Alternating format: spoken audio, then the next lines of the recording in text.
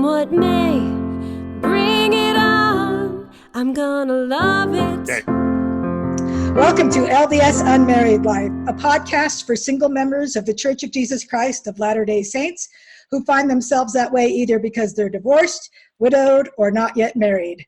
There is no affiliation with the church. This podcast can, well, as you can see, if you're on YouTube, we are now also doing video. And this week we're doing a computer meeting, basically. But it's also on iTunes, Stitcher, Google Play, iHeartRadio, and Spotify. Spotify. And of course, thanks, Pat. And of course, AnnetteTalks.com. And I encourage you to go to AnnetteTalks.com, comment, ask questions. If you have a topic you want to hear, let me know. I'm going to be winding up this podcast over the next several months and starting a second podcast. So if you have a topic that I haven't covered and you want to hear it, let me know and I'll see if I can cover it before we're done here. Also, in case you haven't checked it out on AnnetteTalks.com, there's a book that Steve Smith and I wrote called Dating After Divorce, an LDS Survival Guide. And I recommend you pick that up if you're out there dating. Even if you're not divorced, you're probably going to be dating a divorced person, so it would apply to you. Let's see, what else do I need to tell you? Go to patreon.com/Annette if you want to help me out. /Annette Talks if you want to help me out. And if you're in the Denver area, I've been told to please plug the local activities. So go to denverldssingles.org to see what's coming up on the calendar and start going out because we don't have enough people coming to these activities and we all need it. So, all right, today I'm joined via computer by Pat Steele, one of my regular podcasters, a good friend, brother figure. If you've been listening to the podcast, you know he's been on before and I interviewed him and you can go back and find that interview and other episodes that he's been on. And Pat requested to do this topic and it sounded like a good one. So I thought, what the heck? So he's going to be running this basically and I'm just going to ask questions or answer or whatever I need to do. So the show is really going to be up to Pat today. So Pat, take it away. Wow, the pressure, Annette, the pressure.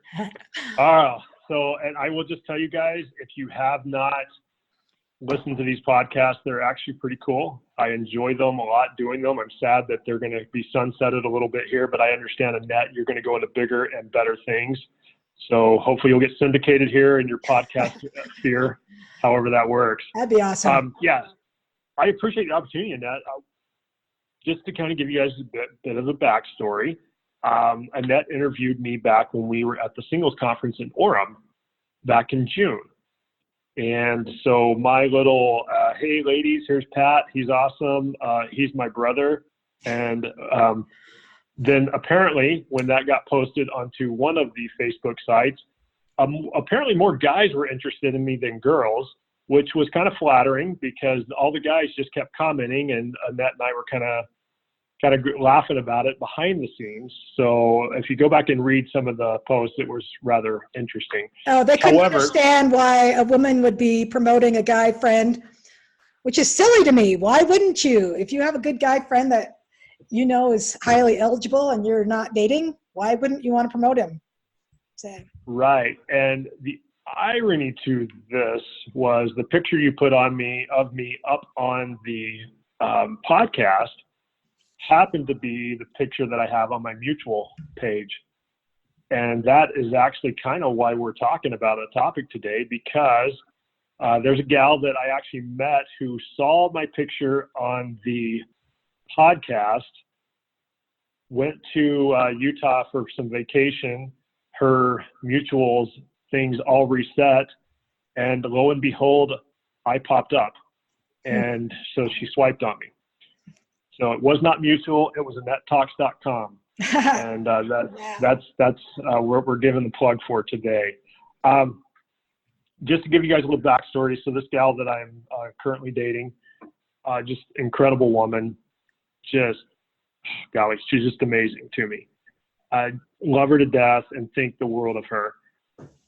She and I were talking early on in our relationship, and now I say this relationship, meaning that this has only been a few months now since we've really been talking, and things have gone on, and I've met her in person and know pretty much everything about her backstory and things like that. One of the things I found out early on is that she had kind of asked me a question, and I kind of about my feelings for her, and I kind of texted it back to her. This is kind of what I can tell you, and told her what I needed to tell her. And I found out early on that she had never been talked to in that manner. As far as how I really respected her, I told her that she was a daughter of God and had some divinity. I explained to her that her divine role as a daughter of God meant a lot to me, in the respect that that's how she carried herself. That's how she portrayed herself. That's what I saw in her. And I let her know that. And I told her she was beautiful and just has a countenance about her that just radiates and makes me feel really good when I talk to her. I found out that she didn't have anybody that ever told her that, not in her previous relationships, and not, any dating in high school or college or anything like that. And the only person that ever talked to her like that was her dad. I was kind of shocked. And what that made me wonder is why do we let people not treat us the way we need to be treated? Because that was the case, it really, and I came to you in that and kind of told you some of that backstory and let you know what was going on. But the one thing that I couldn't get out of my mind, I couldn't shake, was why would somebody be in a relationship that you weren't being treated like you needed to be treated? So that was where I really that's where my thoughts really started at for this topic. A couple of things that really came across my mind is there could be a few reasons for that. One, Heavenly Father's telling you need to stay where you're at right now because there's something better coming down the line. You just need to kind of keep going down that road. He's not going to give you anything you can't handle on your own. And for me now in my relationship with this gal, I truly feel like my whole purpose is to be there to help her or catch her when she's falling, and not falling literally, but just in the figurative sense of when she emotionally needs the backup and the support. And it's actually been a blessing in my life because I feel like that's really one of the things that I've always wanted to do, is just to be there to support somebody when they need it most. One of the things she told me early on in our relationship is that some of the difficult times that we had as far as our conversations up front were very interesting, because I talked to her at a point where the conversation I didn't need to have with her happened, but that conversation was when it didn't matter. We can always do hard things when it matters, but when it didn't matter was the bigger issue. So my question, and maybe Annette, you can kind of help me kind of walk through this in my mind, but why is it that when it matters, we're able to actually step up? When it doesn't matter, we typically don't think about it. But when it comes to relationships and telling people, treating them that way, why is it? It's usually the little things that mean the most. I'm not really sure if I even have an answer for this. What do you think? Well, I think when you said that she had never been treated that way before, that is pretty much the answer. A lot of us have been in relationships where, especially if we're divorced for a reason. And if we were in a relationship where we were abused or neglected, then yeah, we're not used to it. And so, I mean, for example, where I can remember when I was married, and I'm not going to go into detail about the things that happened, but let's just say that I wasn't treated very well. And one day I was out for a walk with my girls. I was pushing them in the triple stroller, and I did this all the time. I would take them to the grocery store, and I would load up the stroller with groceries and then walk it home. Like, it was super good exercise. I loved that. I mean, I had a car, I could have, but I loved being out walking. This is California. It was always nice out, right? And so anyway, one day I'm walking home with the 3 girls in the stroller, groceries all down in the bottom.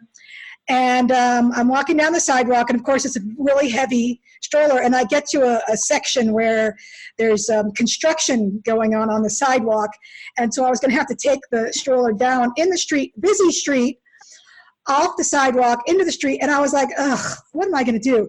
Well, this construction worker happened to be standing there, looked at me, saw me, ran over, grabbed the stroller, helped me down with it without asking or anything, just grabbed it, helped me around the construction and got me back on the other side.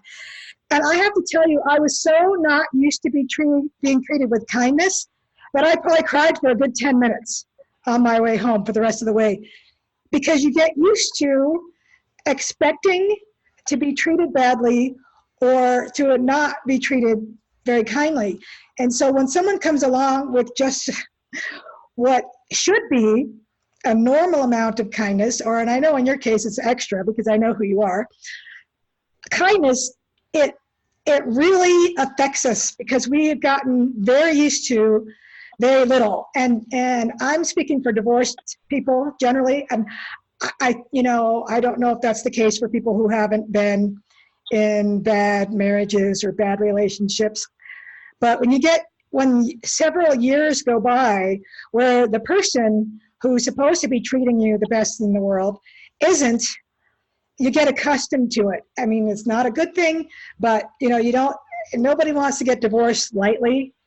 Sometimes some of us stayed in because we've made covenants and we have children and we want to make sure we've done everything in our power to make work before we exit. But in the meantime, a lot of time we're just holding on with our fingernails. Well, I can do this. I can do this.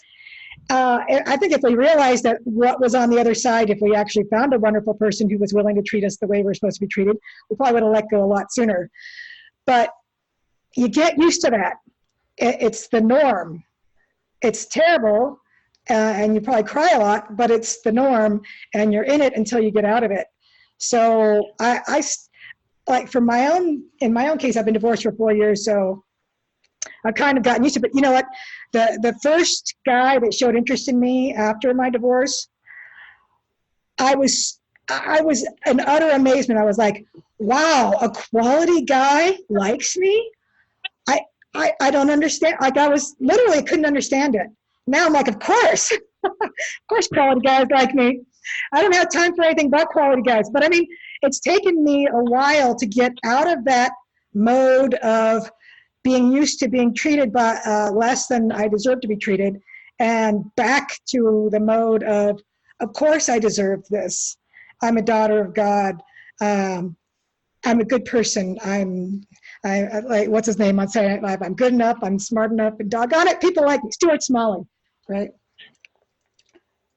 Yeah, and I appreciate that. And that one of the things I'm curious about, and maybe you can kind of help me understand a little bit more, because I'll just be honest with you. My dating relationships and experiences are limited to 3 people, pretty much my whole life. Because everything other than that is girls that I've been interested in, that things have just never really materialized.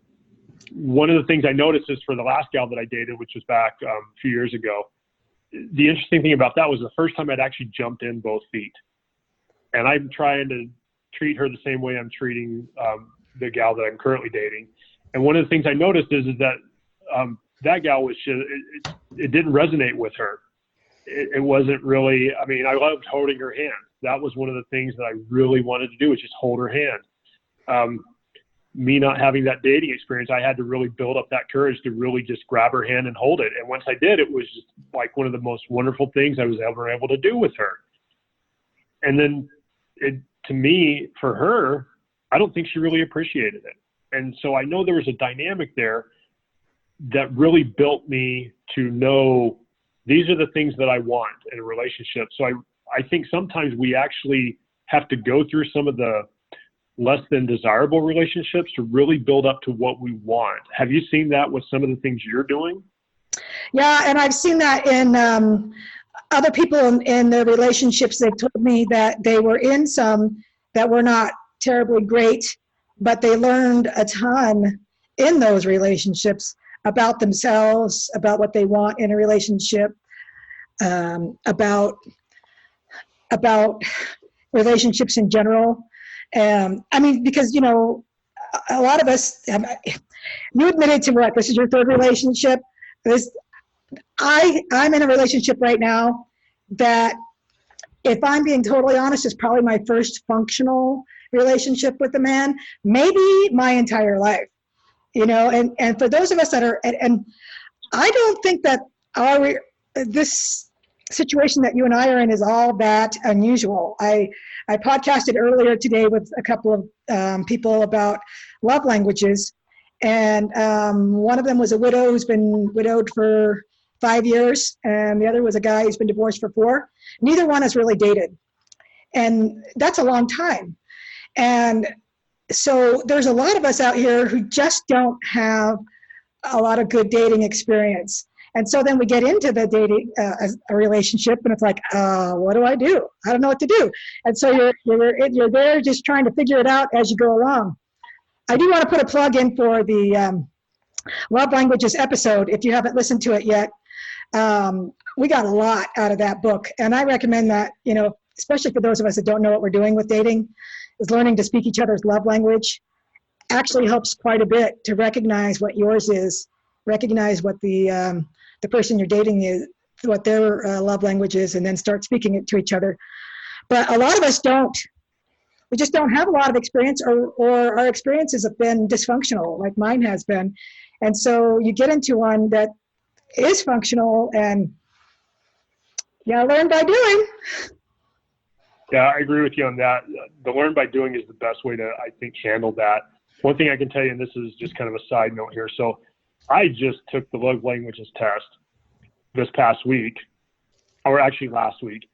Hadn't taken it since I dated the girl back in 2017 or 2016, and had a few life little hiccups, being sick and a few other things in my life. My love languages have actually changed quite a bit. That's interesting. From what they were. Yeah, it was very interesting. However, my current gal, we actually have the identical love languages in the identical order. Oh, nice. You know what? That's very, very lucky, because you guys will naturally, that is one of the reasons why it's probably going so well, because you don't have to sit there and work at how to treat each other, because you have ingrained in you how to treat each other, because that's what you do. You speak your love language. So when someone speaks a different love language than you have to learn their love language, but you guys already know because it's your own. So that's nice. It's extremely comforting and comfortable to be with her and around her, and even listen to her talk to me about things. That the big issue, and I've talked to you about this, is that we have a very open communication with each other, to where there's nothing off limits. There are some things that we want to hold off on talking about, because it gets to a level where it's not something that's an important priority with us right now.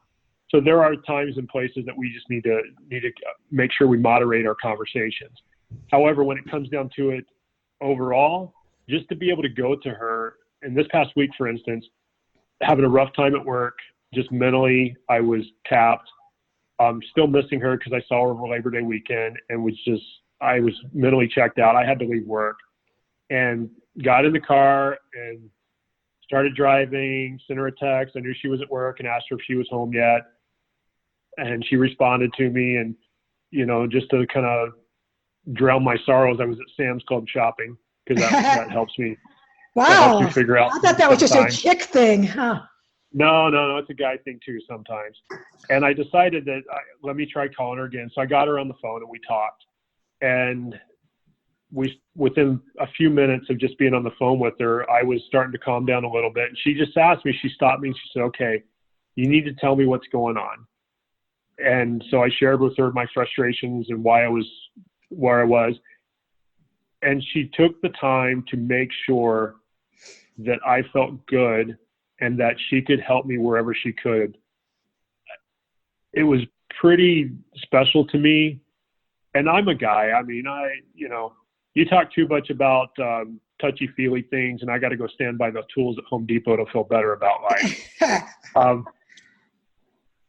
But I have to admit that having a good, strong woman stand by my side, hold my hand, and tell me everything's going to be all right means a lot to me. It really does. To the point where I can honestly say this is something I've absolutely missed in my life, because I've never had it in my life. And while I'm having this topic and I'm thinking about things, there's a lot of things that guys really do want as well as girls. And the problem is I think sometimes we have fear in our life that doesn't allow us to actually think that we're worthy enough or good enough or whatever to be able to have those things. To me, that's kind of sad. Not for the situation you're going through, but for the fact that that's what we've decided to settle on. I teach a Sunday school class at church, and the youth are in there, and I tell them every day, every time I teach, I don't think Heavenly Father made a single one of you mediocre. I think he did the best he could. It's up to you to decide what you want to make yourselves. And sometimes I think we settle for mediocre relationships because we think this is as good as it's going to get.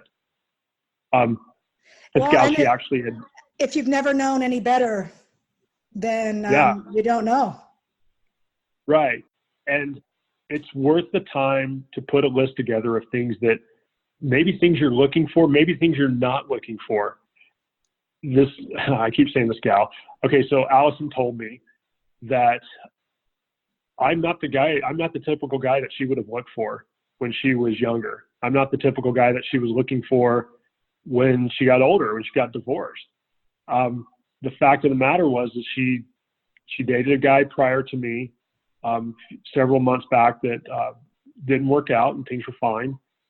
And she realized kind of some things that she wanted. And then I came along, and she had a relationship that she learned from. And now she got into this one, not really looking in my direction before, but knowing that there was something else there. And so that's what she focused in on, is what is that I'm looking for? And because of that, we've had a just phenomenal relationship getting to know each other. And because of that, I've been able to be more open with her about pretty much anything. We can talk about a lot of things just to understand where she's coming from, where I'm coming from, and we're on the same page. So that every conversation we have right now is based off of things that we've built that are substantial in our relationship. I sent you earlier a list of things that she had sent me. Do you mind pulling that up and just kind of reading off these things? Okay. Oops. And I posted it on my Facebook page as well, kind of as a notice to guys that I might currently or in the future date, that this is what I want, what I like. All right, so this is just a meme, but it says things ladies want from their guy. And I want to add that a lot of guys that saw this said that they want that too. So this is what everybody wants, I think, basically. Number 1, good morning and good night texts. 2, hugs from behind. 3, deep, long conversations. 4, to take pictures together. 5, little surprises. 6, saying why you love her. 7, making her a priority. 8, cuddling and watching TV.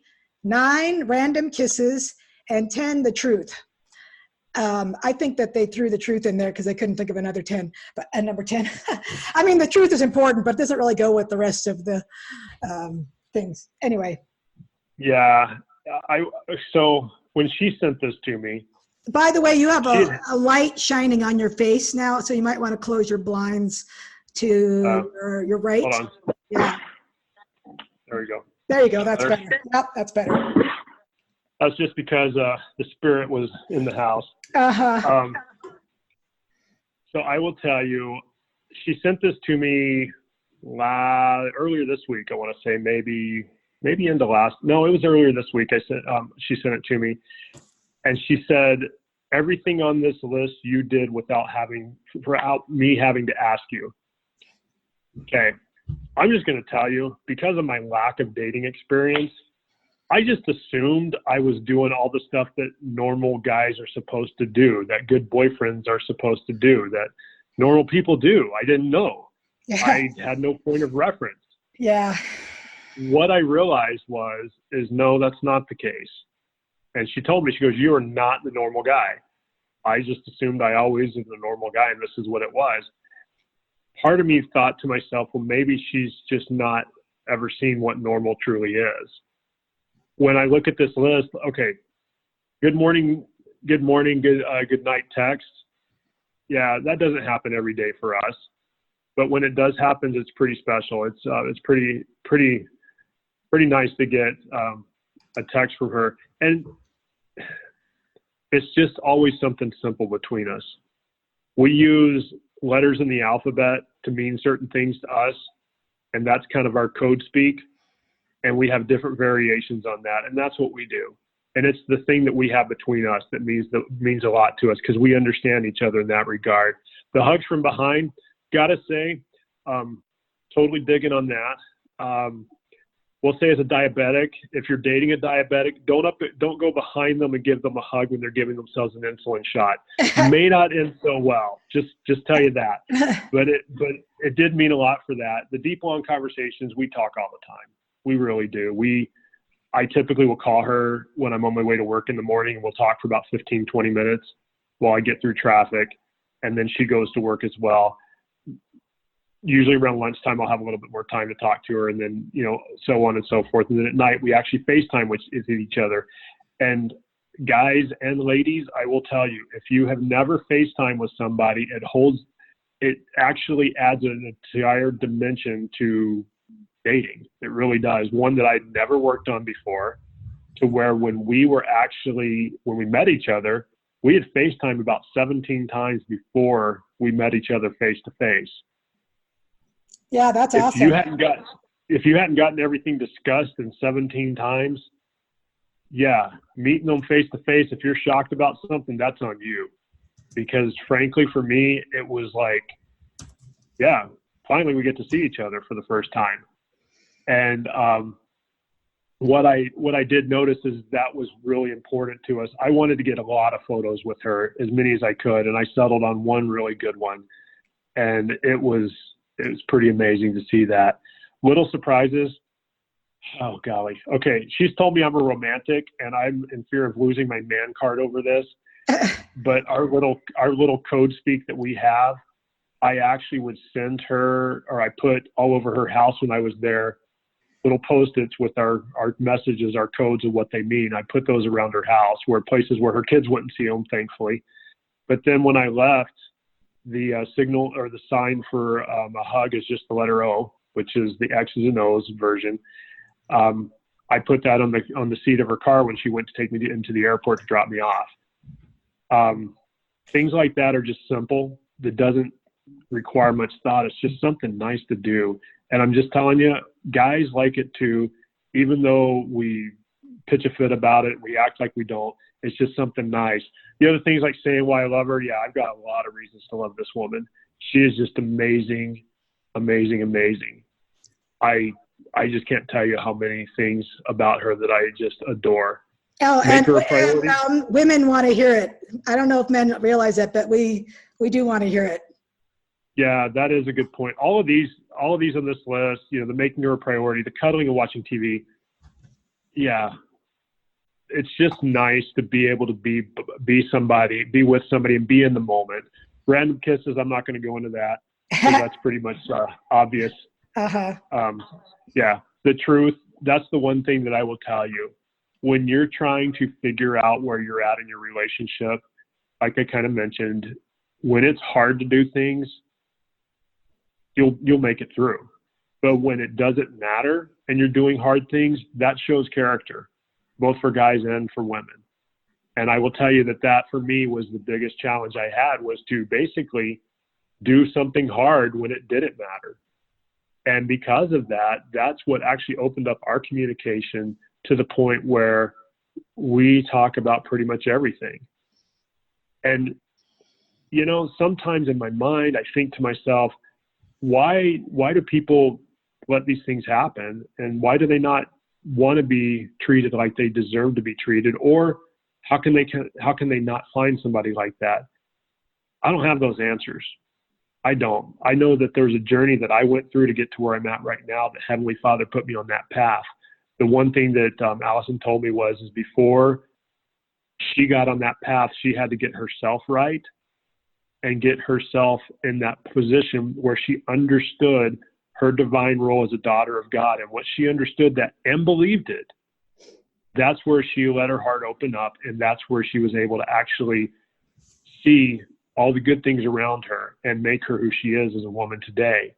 The best part about that is that she's shared that with me several times about her journey and things that she's gone through.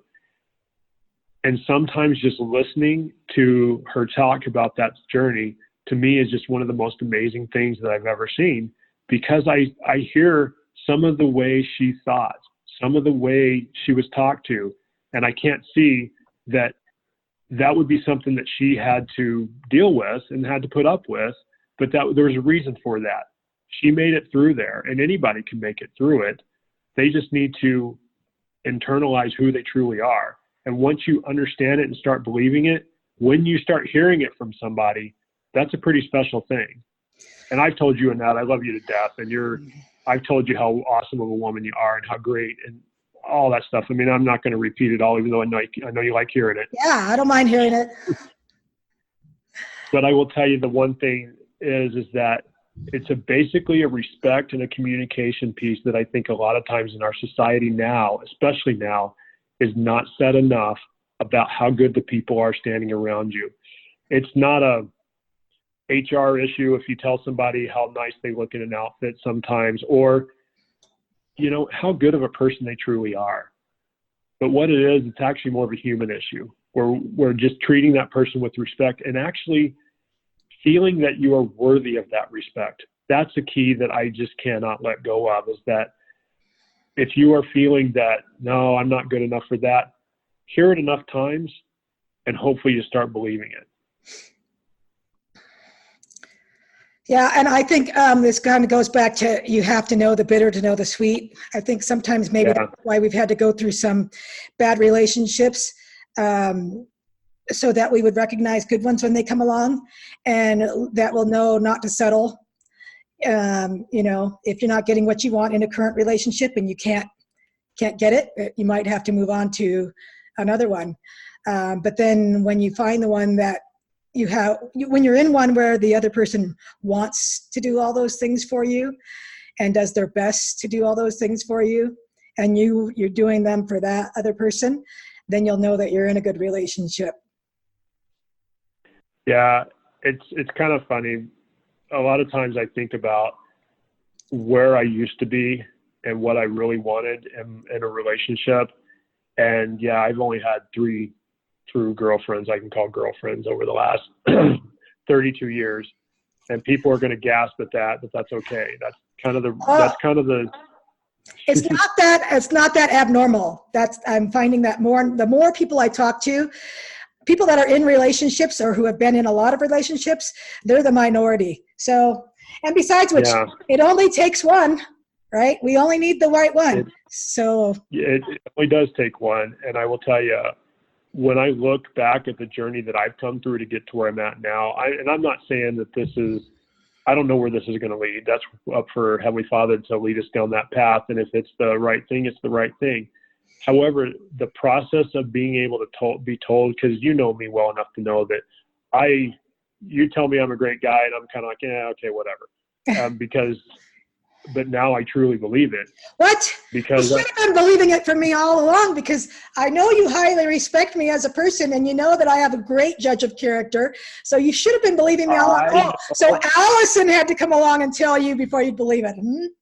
Or maybe you needed 3 witnesses. Was there someone besides me that actually told you, and then Allison came along and there were 3 of us, and then you believed it? No, we're not going down that road. Okay. What I will tell you is that coming from someone who looks at me and I can see the admiration in her eyes when she looks at me means the world. I've never really received that before in a relationship. But to see it come from someone who I know truly cares for me, that's a whole different story. I see it from my friends like you and from Cindy Reese, which you know. But I can tell you that seeing it and feeling it and knowing it, when they combine together, there's not a greater feeling in the world to be able to know that someone does care about you. And it might be somebody as your best friend. That might be all you receive it from. That's actually a start. Yeah, but if you're not in a relationship, you have to go find it elsewhere. Even if it's from good friends, brother figures, uh, siblings, friends from church, friends from work, kids, your own kids, not other people's kids, hopefully. But that kind of thing. I mean, we talked about that in the other episode.